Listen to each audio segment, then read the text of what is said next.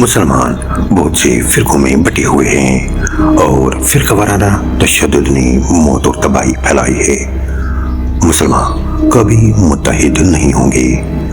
ज्यादातर उलमाए कराम फर्क मिटाने के बजाय उसे बढ़ा रहे हैं, लेकिन इसका सिर्फ एक ही हल है जो कि मुश्किल बल्कि तकरीबन नामुमकिन है। मुसलमानों को उन वाक़ियात पर तवज्जो नहीं देनी चाहिए जो रसूलुल्लाह सल्लल्लाहु अलैहि वसल्लम की वफ़ात के बाद पेश आए, क्योंकि मुसलमानों में तक़सीम आप सल्लल्लाहु अलैहि वसल्लम के दुनिया से जाने के बाद शुरू हुई। उन वाक़ियात के नतीजे में शिया और सुन्नी समेत दर्जनों फिरके बन गए और वक्त के साथ साथ ये इख्तिलाफात बढ़ते ही गए।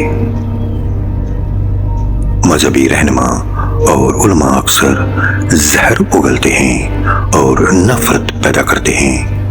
लोगों को चाहिए कि उनकी बातों पर आंखें बंद करके यकीन न करें। इसके बजाय बेहतर है कि इस्लाम को खुद इल्म और समझ-बूझ से समझे, वरना ये नाम निहाद उलमा गुमराह करते रहेंगे और दूरियों को और मजीद बढ़ाएंगे। कुछ ऐसी फितने, कुछ ऐसी लड़ाइयाँ खाना जाएंगे। अगर आप उन पर तहकीक करोगे और उनको पढ़ना शुरू करोगे तो सिर्फ उलझ जाओगे।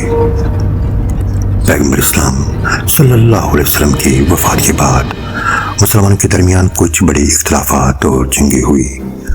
उनमें सबसे अहम जंग पहली खाना जंगी यानी फितने अवल थी।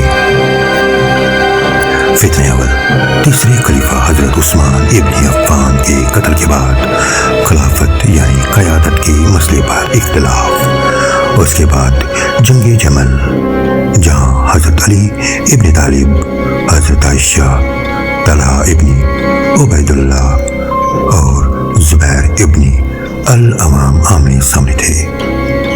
वैसे ही जंगी सिफ़ीन, जहां हजरत अली इब्न तालिब और इमाम माविया आमने सामने थे।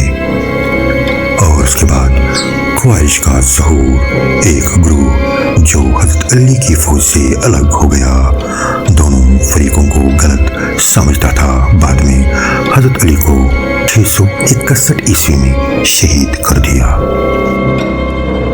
अगर मुसलमान इन तारीखी झगड़ों पर तवज्जो देते रहे तो इत्तेहाद कभी मुमकिन नहीं होगा।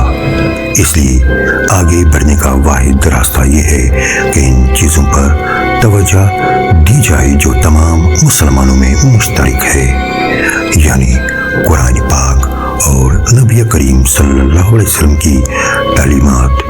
ये वो बुनियादी हैं जिन्हें हर मुसलमान मानता है, चाहे उसका फिरका कोई भी हो। इख्तिलाफात पर जोर देने के बजाय मुसलमानों को इन मुश्तरका अकायद को मजबूती से थाम लेना चाहिए। सिर्फ इसी सूरत में फिरकावारियत कम होने और इत्तेहाद की तरफ बढ़ने का थोड़ा सा इम्कान है।